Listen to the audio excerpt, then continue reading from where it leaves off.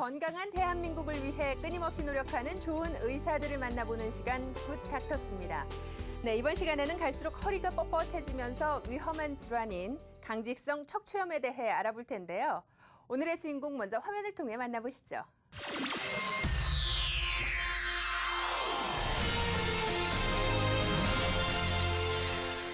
네, 굿닥터스. 오늘의 주인공은 강동 경희대학교 병원 류마티스 내과의 이상훈 교수 자리에 함께 하셨는데요. 모셔보겠습니다. 어서 오세요.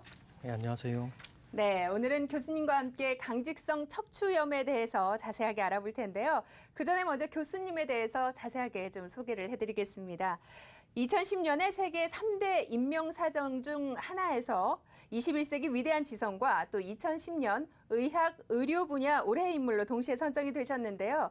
그만큼 세계적으로도 과업을 인정받으셨다고 말씀을 드릴 수가 있는데 진심으로 축하드립니다. 예, 감사합니다. 더 열심히 해야 되겠죠. 예, 기대하겠습니다. 최근에는 특히 강직성 척추염 연구와 진단에서 큰 역할을 하고 있다고 들었는데요. 아직 생소한 질환인 이 강직성 척추염을 특별히 연구하시게 된 계기가 궁금한데요. 예, 제가 어렸을 적에 좀 관절이 많이 아팠었는데 네. 예, 그 당시에 이제 공부를 해보니까 이 강직성 척추염 증상과 좀 비슷했어가지고 그래서 이 병을 공부하게 되었습니다. 네, 그러셨군요. 자, 교수님을 통해서 앞으로 계속적인 연구가 이루어진다면 치료에 있어 많은 발전을 이룰 것 같은데요. 그럼 본격적으로 교수님과 함께 구체적으로 알아보도록 하겠습니다. 교수님, 강직성 척추염, 이 질병은 어떤 질환인가요? 그 진단명이 강직성 척추염이라고 되어 있는 것과 마찬가지로 이제 그 척추에 강직이 오는 병이라고 생각을 하시면 됩니다.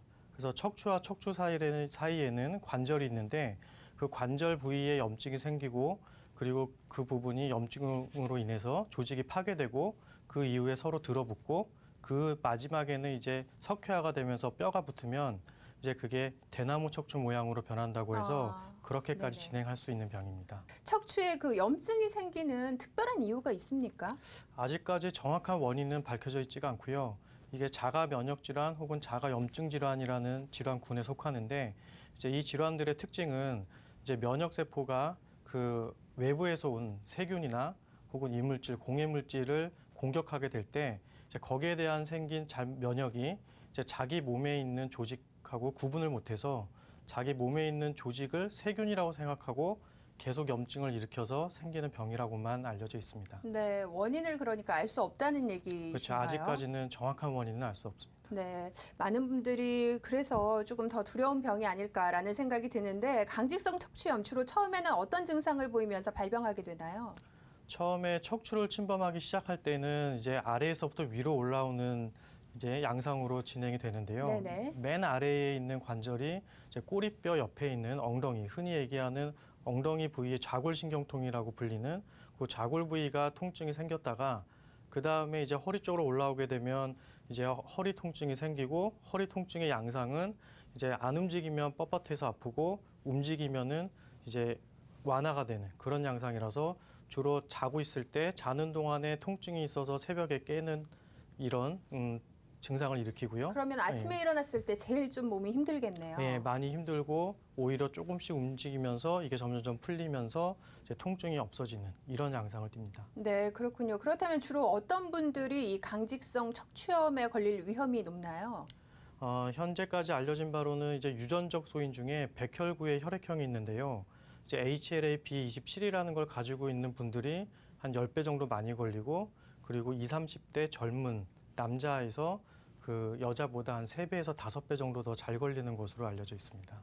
그러니까 항상 한참 많은 활동이 필요한 젊은 남성들에게서 주로 발병이 된다고 하니까 좀 문제가 더욱 심각할 것 같은데 강직성 척추염이요. 비단 관절뿐만 아니라 그 외적인 부분에서도 또 증상이 나타날 수 있다는 이야기를 들었어요. 어떤 것들이 있나요? 네, 이제 이 질환 자체가 전신 질환이다 보니까 그 조직이 면역세포가 공격하는 조직이 전신에 퍼져 있기 때문에 이제 관절 이외의 조직도 염증이 생길 수가 있는데요. 그중에 가장 흔한 게 한 30% 정도에서 생길 수 있는 눈에 있는 포도막이라는 곳에 염증이 생기면 눈에서요? 예. 네. 그러면 눈이 충혈되고 그다음에 눈부심이 생기고 눈물이 나오고 통증이 있고 그러면서 양쪽 눈에 번갈아 가면서 생기는 양상으로 생기기도 하고요. 그 다음으로는 이제 피부에 생기는 건선이라고 이제 한 20%에서 동반될 수가 있고요.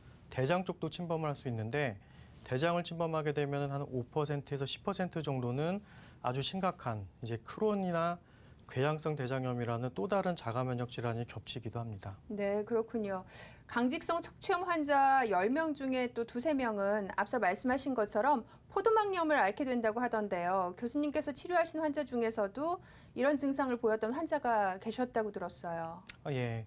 이제 그 환자의 경우는 이제 20년 전에 20대부터 포도막염이 주로 오셨던 환자였는데 한 20년 동안 포도막염만 치료를 받고 있다가 최근에야 안과에서 면역병에 의한 포도막염이 의심된다고 저희 과로 전과가 된 환자입니다. 근데 그동안에 간헐적으로 엉덩이 통증이나 허리 통증이 있었지만 이제 큰 통증이 아니어서 진단을 받고 있지 못하다가 최근에 저희 과로 와서 검사를 해보니까 이미 천장관절도 다 굳어 있고 네. 척추도 이미 대나무 척추로 변해 있는 상황이었습니다.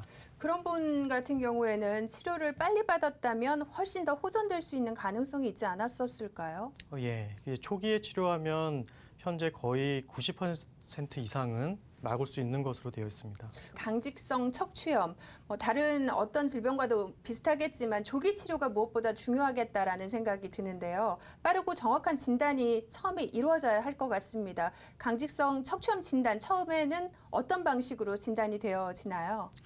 진단 기준을 살펴보면은 진단 기준은 아주 간단한데요. 일단 3개월 이상의 요통이 있는 허리 통증이 있는 환자에서 영상 검사를 찍었을 때 천장관절이라는 꼬리뼈 부위에 염증 소견이 있으면 이제 쉽게 진단을 할 수 있습니다. 근데 문제는 이제 영상 소견에서 정상인 경우가 문제인데 그 경우에는 이제 증상을 가지고 저희가 혈액 검사를 통한 염증 수치가 올라가 있거나 아니면 유전자 검사를 통한 아까 말씀드렸던 백혈구의 혈액형이라든가 그다음에 관절 외 증상으로 포도막염이나 건선이나 아킬레스 건염이나 이런 걸 종합적으로 판단해서 진단을 할 수 있습니다. 네, 그렇다면 그렇게 진단된 후에는 어떤 치료들이 이루어지나요? 치료도 상당히 간단한데요. 이제 소위 일반 분들이 알고 계시는 소염 진통제, 즉 항염제라는 약만 꾸준히 복용을 해도 70%는 진행을 억제할 수가 있습니다. 네. 그리고 그 외에 30%의 환자들에서는 이제 새로 신약으로 나오는 생물학적 제제라고 해서 그 염증을 일으키는 물질, 그 작은 물질 하나를 이제 블럭을 할 수 있는 약제들이 나와 있는데 그 약제를 투여를 하면 또 염증을 없앨 수 있기 때문에 현재는 90% 이상 진행을 억제할 수 있다라고 보시면 됩니다. 지금까지 이상훈 교수님과 함께 강직성 척추염에 대해 자세히 알아봤는데요. 교수님, 마지막으로 시청자분들에게 꼭 당부하고 싶은 한 말씀이 있으시다면요. 네. 그 강직성 척추염이라는 병은 희귀 난치성 질환 병으로 알려져 있지만 실제로는 희귀병도 아니고 난치병도 아닙니다. 그래서 조금만 더 조기에 진단을 해서 치료를 하게 되면 90% 이상은 진행을 막을 수가 있기 때문에 처음 증상이 있을 때 병원을 찾으셔서 꼭 검사를 받고 진단을 하시기를 부탁드립니다. 네, 굿 닥터스. 오늘은 이상훈 교수와 함께 강직성 척추염에 대해 자세히 알아봤습니다. 오늘 말씀 대단히 고맙습니다. 감사합니다.